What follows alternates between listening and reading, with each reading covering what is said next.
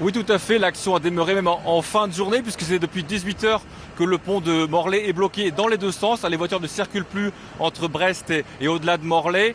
Des déviations ont été mises en place, bien sûr. Alors sur place, les agriculteurs sont environ 200 et venus avec 80 tracteurs.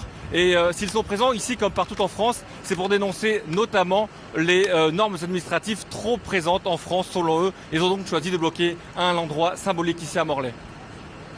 Le pont de Morlaix, c'est un point symbolique aujourd'hui dans le Finistère. Il n'y a pas que ce pont qui est bloqué, il y a des endroits, des axes stratégiques et des endroits stratégiques partout dans le Finistère, et partout dans la Bretagne et partout en France. C'est un ras-le-bol de l'administration française, des normes sans cesse rajoutées sur nos exploitations, le revenu de nos producteurs qui sont sans cesse en baisse, une concurrence déloyale par rapport aux pays européens. Nous, on a beaucoup plus de normes par rapport à nos voisins espagnols. On nous impose beaucoup trop de contraintes. Donc on nous impose des contraintes alors que déjà, d'un côté, le consommateur veut du pas cher et de l'autre côté, il veut de la qualité. Mais à un moment donné, on ne peut pas tout faire. Alors les producteurs réunis sur le pont de Morlaix entendent bien passer la nuit ici. Ils se sont préparés pour. Il y a d'autres blocages actuellement en cours du côté de Quimper où la voie express est bloquée également. Et demain, la mobilisation va s'amplifier avec des blocages annoncés sur Brest à hauteur du pont de l'Iroise et également à Carré, la route du centre, la RN 164, près de Carré, elle devrait être bloquée à hauteur de Cléden-Power dans l'après-midi. Merci beaucoup Julien pour ce point. Et la mobilisation devrait encore prendre de l'ampleur ces prochains jours. Valérie, on vient de voir ce point dans le Finistère, mais tous les départements vont être concernés.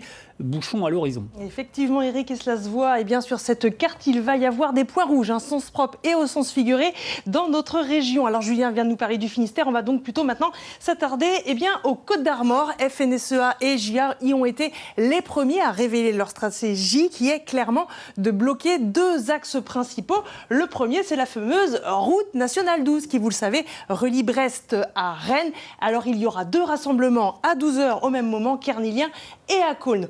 Autre rendez-vous, là fixé plutôt en début d'après-midi à 14 h sur la RN 164 qui traverse plutôt le centre, la Bretagne par le centre, avec un point, vous le voyez, à Trémorel. Et vos cartes nous parlent aussi de mobilisation dans le Morbihan. Effectivement, là aussi, FDSEA et JA vont se mobiliser à deux points, vous le voyez. Josselin et Vannes, la RN 165 pourrait bien être perturbée là aussi.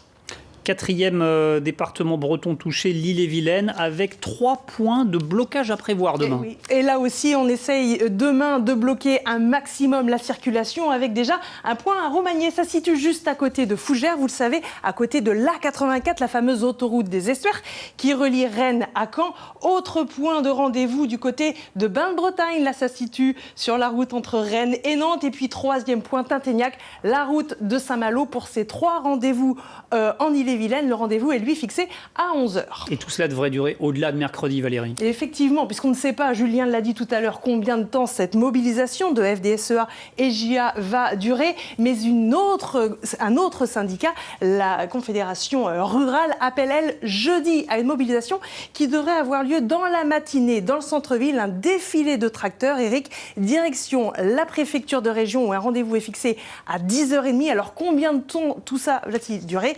Chose est sûre, c'est qu'on n'a pas fini d'en parler. Merci beaucoup Valérie. Alors,